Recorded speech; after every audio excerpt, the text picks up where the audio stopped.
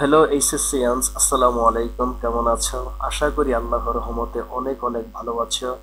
আজকে তোমাদের English second পেপারের কমপ্লিটিং সেন্টেন্স প্র্যাকটিস করব। আলোচনার অংশ হিসেবে আজকে থাকছে দিনাজপুর বোর্ড 2016 সালের কমপ্লিটিং সেন্টেন্সের প্রশ্নপত্রটি। চলো কথা না বাড়িয়ে আজকের লেকচার শুরু করি।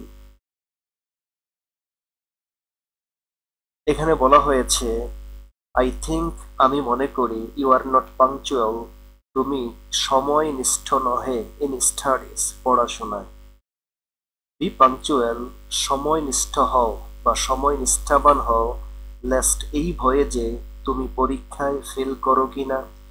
এই যে শূন্যস্থানে তুমি পরীক্ষায় ফেল করো কিনা বা এ প্লাস মিস করো কিনা, এই ধরনের একটা মিনিং এর চাহিদা এখানে তৈরি হচ্ছে। এখন আমরা বাক্যটা পূরণ করব। তোমরা জানো, লেস্ট এর পরে শুড বা মাইট যুক্ত বাক্য হয়, শুড বা মাইট যুক্ত বাক্য হয়। আর লেস্ট এর অর্থ এই ভয়ে যে, সুতরাং লেস্ট এর পরে আমরা শুড বা মাইট যুক্ত বাক্য দিব। তবে লেস্ট অর্থ যে এই ভয়, যেই জিনিসটা নিয়ে তোমার ভয় হচ্ছে, ওই ভয়ে মিশ্রিত বা ভয় বুঝায় এমন একটা বাক্য তোমাকে দিতে হবে যেটা নিয়ে তুমি ভয় করতেছ। তো ভয় কি? যে বি পাংচুয়াল, সময়নিষ্ঠ হও এই ভয়ে যে তুমি পরীক্ষায় ফেল করো কিনা বা তুমি এ প্লাস মিস করো কিনা, এই জাতীয় একটা বাক্য এখানে লিখতে হবে। তো লেস্টের পরে কি হয়? শুড বা মাইট যুক্ত বাক্য হয়। তাহলে আমরা প্রথমে দিব সাবজেক্ট। সাবজেক্টটা কি দিব? তোমরা জানো, বি পাংচুয়াল এটা একটা ইম্পারেটিভ সেন্টেন্স, আর ইম্পারেটিভ সেন্টেন্সের শুরুতে ইউ থাকে। আমরা এখানে সাবজেক্ট দিব ইউ। আমরা লিখলাম ইউ, তারপরে কি শুড বা মাইট। তো you should fail in the exam, fail in the exam. Be punctual, সময়নিষ্ঠবান হও বা সময়নিষ্ঠ হও, লেস্ট, এই ভয়ে যে you should fail in the exam, তুমি পরীক্ষায় ফেল করো কিনা। আশা করি বুঝতে পেরেছ। এরপরে আমরা যাচ্ছি বি অংশে।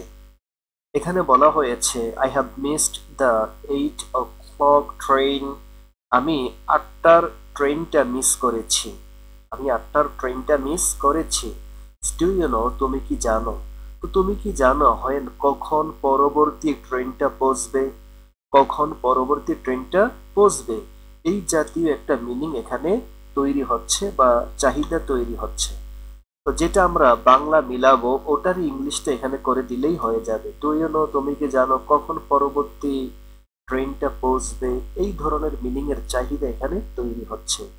তাহলে আমরা দিতে পারি যে ডু ইউ নো, তুমি কি জানো হয় কখন the next train will arrive, যে পরবর্তী ট্রেনটা কখন পৌঁছবে। আচ্ছা, আর এখানে একটা রুল আছে এরকম যে এই বাক্যটা মূলত সিকোয়েন্স অফ টেন্স থেকে দেওয়া হয়েছে। ওই রুল থেকে সিকোয়েন্স অফ টেন্সের নিয়মটা হলো, যদি মেইন ক্লজ প্রেজেন্ট টেন্স হয়, যেমন do you know present tense, তাহলে তার অধীনে থাকে যে সাবঅর্ডিনেট ক্লজটা যে কোনো টেন্স দিয়ে বাক্য পূরণ হবে।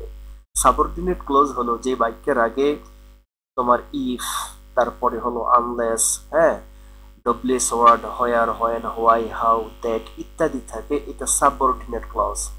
আর যে বাক্যের আগে ইফ, আনলেস, দো, অলদো কিচ্ছু থাকে না, এটা হলো মেইন ক্লজ। তো মেইন ক্লজ যদি প্রেজেন্ট টেন্স হয়, যেমন do you know present tense, তাহলে তার অধীনে থাকা যে ক্লজটা, এটা যে কোনো টেন্স হতে পারে। আর যদি মেইন ক্লজটা পাস্ট টেন্স হয়, যদি এটা থাকতো ডিড ইউ নো, তাহলে তার অধীনে থাকা শুধুমাত্র পাস্ট টেন্সের বাক্যটাই হবে, তার অধীনে যে বাক্যটা আসবে ওইটা শুধুমাত্র পাস্ট টেন্সের হবে। তা আমি এখানে ফিউচার টেন্সটা নিলাম কেন? নিলাম এজন্য যেহেতু এখানে এই মিনিংটার চাহিদা এখানে রয়েছে, যে তুমি কি জানো কখন পরবর্তী ট্রেনটা এসে পৌঁছবে। আশা করি বুঝতে পেরেছ। তো এটা তো আর এই সামান্য সময়ের একটা ভিডিওতে বলা সম্ভব নয়, এটা সাধারণত স্টুডেন্টদেরকে সরাসরি যখন করানো হয়, রুলস রেগুলেশন পড়ানো হয়, তখন বিস্তারিত বিষয়গুলা দেখিয়ে দেওয়া হয়। আচ্ছা, তারপরে সি অংশে বলা হয়েছে, the thief stole my watch, চোর আমার ঘড়ি চুরি করেছিল and I saw it এবং আমি এটা দেখেছিলাম। as soon as I saw him যেই মাত্র আমি তাকে দেখেছিলাম সেই মাত্র সে ভেগে গেল। যেই মাত্র আমি তাকে দেখেছিলাম সেই মাত্র সে ভেগে গেল। সেই মাত্র সে ভেগে গেল, এই ধরনের একটা মিনিং এর চাহিদা এই শূন্য স্থানে তৈরি হচ্ছে। এখন রুল হলো যে as soon as দ্বারা সাধারণত একই টেন্সের দুটো বাক্য যুক্ত হয়। এটা নিয়ে আরো অনেক কথা আছে, ওদিকে আমাদের যাওয়ার দরকার নাই। বিপদ আমরা কিভাবে পাড়ি দিব, বিপদ কিভাবে ক্রস করব, ওটা নিয়ে এখন আলোচনার মেইন বিষয়। তো as soon as দ্বারা সাধারণত একই টেন্সের দুটা বাক্য যুক্ত হয়। যদি এখানে যেমন এখানে I saw him past indefinite tense আছে, পরেরটা আমরা পাস্ট ইনডিফিনিট টেন্স দিব। যদি প্রেজেন্ট টেন্স হয় তাহলে পরেরটা প্রেজেন্ট টেন্স দিব, আর যদি ফিউচার টেন্স হয় পরেরটা আমরা ফিউচার টেন্স দিব। কেমন? এর বাহিরে আমাদের আপাতত যাওয়া দরকার নাই। আচ্ছা, এখন আমরা যেহেতু এখানে I saw past indefinite tense আছে, পরবর্তী যে বাক্যটা ওটাও আমরা পাস্ট ইনডিফিনিট টেন্সের বাক্য দিব। তো as soon as I saw him যেই মাত্র আমি তাকে দেখলাম সে ভেগে গেল। তাহলে এটা যদি পাস্ট ইনডিফিনিট টেন্স হয় তাহলে আমাদের প্রথমে বসাতে হবে সাবজেক্ট হি, তারপরে পাস্ট ইনডিফিনিটের নিয়ম হলো সাবজেক্ট প্লাস V2, তাহলে আমরা দিব ভার্ব টু। তো রান অর্থ রান অ্যাওয়ে মানে দৌড়িয়ে পালিয়ে যাওয়া, তো রানের ফার্স্ট ফর্ম হলো র্যান, তাহলে হি র্যান অ্যাওয়ে। আশা করি বুঝতে পেরেছো। as soon as দ্বারা সাধারণত একই টেন্সের দুটা বাক্য যুক্ত হয়। I saw him এটাও পাস্ট ইনডিফিনিট টেন্স, আর হি ran away এটাও পাস্ট ইনডিফিনিট টেন্স। আশা করি বুঝতে পেরেছো। এরপরে বলা হয়েছে বি অংশে though he was late যদিও তার দেরি হয়েছিল, সে সময় মতো কাজগুলো সম্পন্ন করেছিল, অথবা ঠিক টাইমে ক্লাসে পৌঁছেছিল বা স্কুলে পৌঁছেছিল। এই জাতীয় মিনিং এর চাহিদা এখানে বাড়তেছে বা তৈরি হচ্ছে যে যদিও তার দেরি হয়েছিল সে ঠিক টাইমে স্কুলে হাজির হয়েছিল, অথবা ঠিক টাইমে সে তার লেসন শেষ করেছিল। এই ধরনের বাক্য এখানে তৈরি হচ্ছে। তো নিয়মটা হলো সাধারণত though, although, but, in spite of, despite দ্বারা বিপরীত আইডিয়া যুক্ত দুটা বাক্য যুক্ত হয়। বিপরীত আইডিয়া, হ্যাঁ, বিপরীত আইডিয়া ধারণ করে এমন দুইটা বাক্য যুক্ত হয়। যেমন মনে করো আমরা কিন্তু দিয়ে বাক্য গঠন করি, সে ভালো ছাত্র কিন্তু পরীক্ষায় ফেল করে। দেখো, ভালো ছাত্র কিন্তু পরীক্ষায় ফেল করে, কিন্তু কিন্তু মানে কি বাট, তো বিপরীত আইডিয়া যুক্ত বাক্য যুক্ত হচ্ছে এখানে। আবার যদি বলিস যদিও সে ভালো ছাত্র সে পরীক্ষা ফেল করে, বা যদিও সে ধনী সে গরিবদেরকে দান করে না, অথচ ধনী মানুষের গরিবদেরকে দান করার কথা ছিল। বাট এখানে যদিও দিয়ে বাক্য যুক্ত হওয়ার কারণে বিপরীত চরিত্রের দুটি আইডিয়া এখানে যুক্ত হয়েছে। যদিও সে ধনী সে গরিবদেরকে দান করে না, এই তো। তাহলে আমরা এখানে বিপরীত জাতীয় একটা বাক্য লিখবো, বিপরীত জাতীয়। তো যদিও তার দেরি হয়ে গিয়েছিল সে ঠিক টাইমে তার লেসন গুলা শেষ করেছিল। বলে হি ফিনিশড হিজ লেসনস কেমন?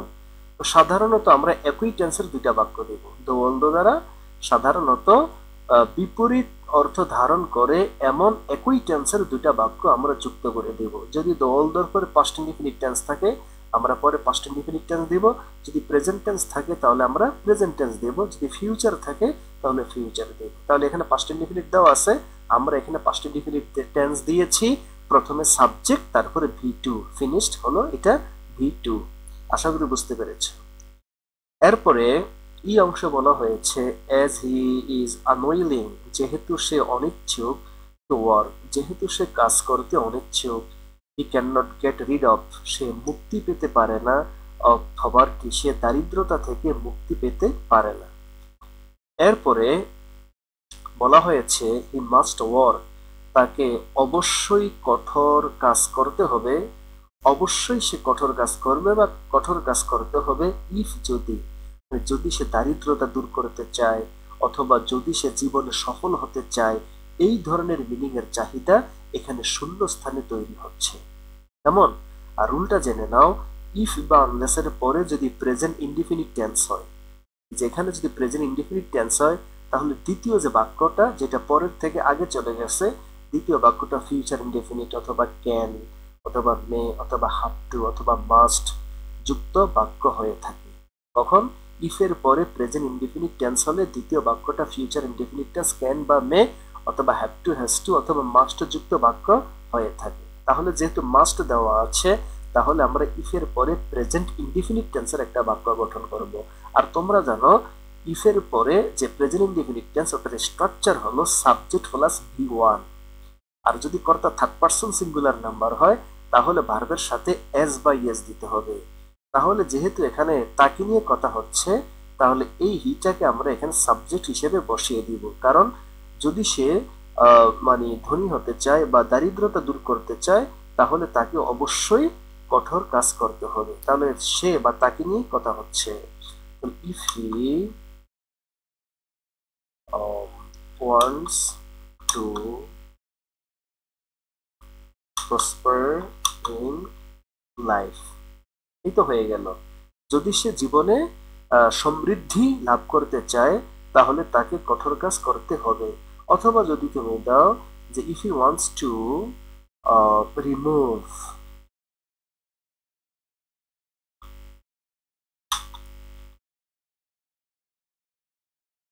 পভার্টি, যদি সে দারিদ্রতা দূর করতে চায় তাহলে তাকে কঠোর পরিশ্রম করতে হবে। আশা করি বুঝতে পেরেছ। এরপরে এফ অংশে বলা হয়েছে আই ইউজুয়ালি অ্যাভয়েড, আমি সচরাচর এড়িয়ে চলি। মানে কি এড়িয়ে চলি এখানে বোঝা যাচ্ছে না, এটা পরবর্তী বাক্যটা পড়লে আমরা বুঝবো। এখানে বলা হয়েছে ইট ইজ বোরিং ড্রাইভ নাও, এই টাইমে গাড়ি চালানো খুব বিরক্তিকর।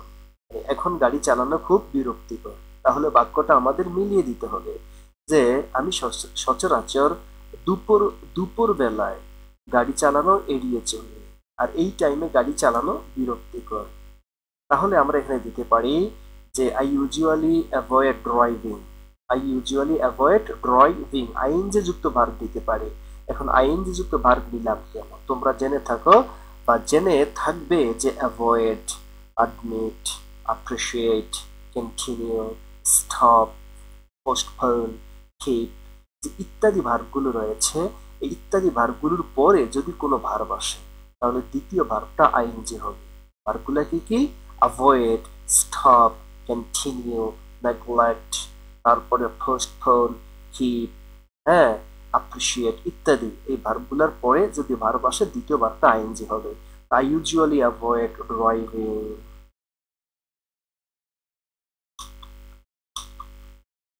অ্যাট নুন, দুপুরবেলা আমি গাড়ি চালানো এড়িয়ে চলি, আর এই সময়ে গাড়ি চালানো বিরক্তিকর। আশা করি বুঝতে পেরেছ। এরপরে যে অংশে বলা হয়েছে as it was a difficult task, যেহেতু এটা একটা কঠিন কাজ। ওকে, তারপর কি হবে এটা বুঝতে হলে পরবর্তী অংশ পড়তে হবে। এখানে বলা হয়েছে যে হি ইজ ভেরি স্কিলড, তিনি খুব দক্ষ অভিজ্ঞ ইন ডুইং সাচ ওয়ার্ক, এই ধরনের কাজ করার ক্ষেত্রে তিনি খুব দক্ষ বা অভিজ্ঞ। তাহলে এই বাক্যের সাথে তাল মিলিয়ে এই বাক্যটা পূরণ করতে হবে। যেহেতু এটা একটা কঠিন কাজ, মিস্টার হাসিবকে এই কাজটা দেওয়া যেতে পারে, মিস্টার হাসিবকে এই কাজটা দেওয়া যেতে পারে, আর তিনি এই কাজে দক্ষ। তাহলে হি প্রনাউনটা এটা পূর্বের একটা নাউনের দিকে ইঙ্গিত করবে। তাহলে আমরা এখানে নাউন যুক্ত একটা সেন্টেন্স লিখবো যে নাউনটা বাক্যের সাবজেক্ট হিসেবে বসবে। তাহলে যেহেতু এই কাজটা কঠিন, মিস্টার হাসানকে বা মিস্টার হাসিবকে কাজটা দেওয়া যেতে পারে। তাহলে মিস্টার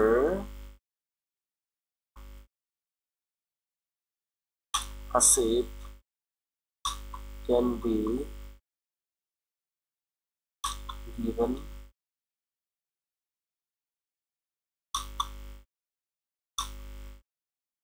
this task, মিস্টার হাসিবকে কাজটা দেওয়া যেতে পারে। এইটা বাক্যটা হয়ে গেল কেমন? আর এই হি প্রনাউনটা মূলত মিস্টার হাসিবের দিকে ফিরানো হয়েছে। তুমিও যে কোনো বাক্য মিলিয়ে দিতে পারো, তবে অবশ্যই এটা আগে পরের মিনিং এর সাথে তাল মিলিয়ে এটা হতে হবে। আশা করি বুঝতে পেরেছ। তারপরে আমরা পরবর্তী বাক্যে যাচ্ছি। আচ্ছা, এখানে বলা হয়েছে যে whenever I go to visit the factory, যখন আমি ফ্যাক্টরি ভিজিট করতে যাই। আবার এখানে বলা হয়েছে he must account for his absence, সে তার অনুপস্থিতির জন্য অবশ্যই তাকে জবাবদিহি করতে হবে। তো অনুপস্থিতের ব্যাপারে এখানে ইঙ্গিত দেওয়া হয়েছে। আমরা যদি এখানে লিখি যে যখনই আমি ফ্যাক্টরিতে যাই আমি তাকে অনুপস্থিত পাই, আমি তাকে অনুপস্থিত পাই, আর এই অনুপস্থিতির জন্য তাকে জবাবদিহি করতে হবে, এই ধরনের মিনিংটা এখানে তৈরি হচ্ছে যে আমি তাকে অনুপস্থিত পাই। তাহলে যখনই আমি ফ্যাক্টরিতে যাই, আই গো, এটা একটা প্রেজেন্ট ইনডিফিনিট টেন্সের অর্থ, আর আমি তাকে অনুপস্থিত পাই এটাও প্রেজেন্ট ইনডিফিনিট টেন্সের একটা অর্থ। তাহলে আমরা এখানে প্রেজেন্ট ইনডিফিনিট টেন্সের একটা বাক্য বসিয়ে দেব। তো যখনই আমি ফ্যাক্টরিতে যাই, আই ফাইন্ড হিম অ্যাবসেন্ট, আমি তাকে অনুপস্থিত পাই। আশা করি বুঝতে পেরেছ, একদম সহজ, এক দুইবার একটু দেখলেই হয়ে যাবে ইনশাল্লাহ।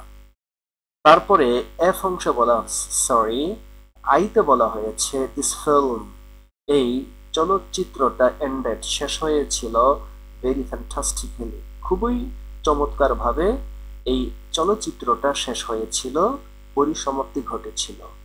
ইফ ইউ এনজয়েড, যদি তুমি উপভোগ করতে, দ্য ফিল্ম, এই চলচ্চিত্রটা যদি তুমি উপভোগ করতে, তুমি খুবই আনন্দ পাইতে, তুমি খুবই আনন্দ পাইতে বা তুমি অনেক কিছু শিখতে পারতে, এই ধরনের মিনিংটা এই শূন্যস্থানে তৈরি হচ্ছে। তাহলে আমরা একটু রুল নিয়ে আলোচনা করি। এখানে রুলটা হলো ইফ বা আনলেসের পরে যদি পাস্ট ইনডিফিনিট টেন্স হয়, যেমন ইউ এনজয়েড, এটা একটা পাস্ট ইনডিফিনিট টেন্স। তাহলে ইফ বা আনলেসের পরে যদি পাস্ট ইনডিফিনিট টেন্স হয়, দ্বিতীয় যে বাক্যটা এটা হবে সাবজেক্ট প্লাস উড অথবা কুড অথবা মাইট, তারপরে ভার্ব ওয়ান দিয়ে বাক্যটা পূরণ করতে হবে, মানে সাবজেক্ট প্লাস উড অথবা কুড অথবা মাইট প্লাস ভি ওয়ান দ্বারা এখানে বাক্যটা পূরণ হবে। তাহলে যদি তুমি এই চলচ্চিত্রটা উপভোগ করতে, তুমি অনেক আনন্দ পাইতে বা অনেক কিছু শিখতে পারতে, তো পারতে যদি মিনিংটা করো তাহলে কুড হবে, আর তুমি আনন্দ পাইতে, তামতে, তো এই মিনিংটা যদি করো তাহলে উড দিয়ে বাক্যটা পূরণ করবা। তাহলে তুমি অনেক কিছু শিখতে পারতে, এটা যদি দেই তাহলে you could learn many things, তুমি অনেক কিছু শিখতে পারতে। অথবা তুমি যদি উড দিয়ে দাও তাহলে বাক্যটা হবে যে you would get pleasure, you would get pleasure, তুমি আনন্দ পাইতে। আশা করি বুঝতে পেরেছ। তারপরে আমরা সেই একদম লাস্ট অপশনে আমরা যাচ্ছি। এখানে বলা হয়েছে there are many obstacles in our way to success, আমাদের সফলতার পথে অনেক বাধা বিপত্তি রয়েছে।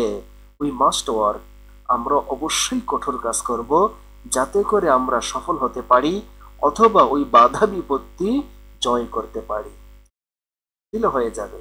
আমরা অবশ্যই কঠোর কাজ করব যাতে করে আমরা সফলতা অর্জন করতে পারি, এই মিনিংটা এখানে হচ্ছে, অথবা ওই বাধা বিপত্তি ওভারকাম করতে পারি।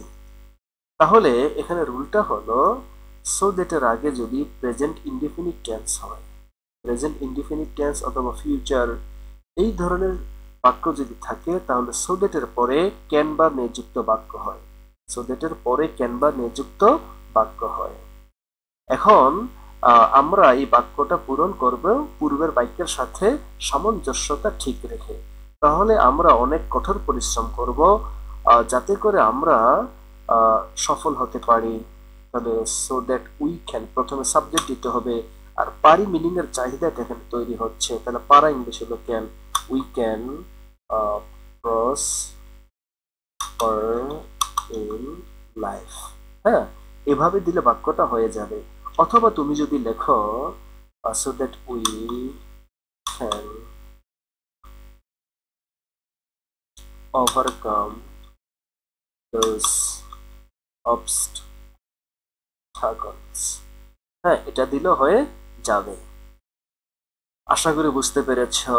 আজকে আর সামনে নয়, এখানেই ইতি টানতেছি। তোমরা ভালো থাকো, সুস্থ থাকো। আল্লাহ হাফেজ, আসসালামু আলাইকুম।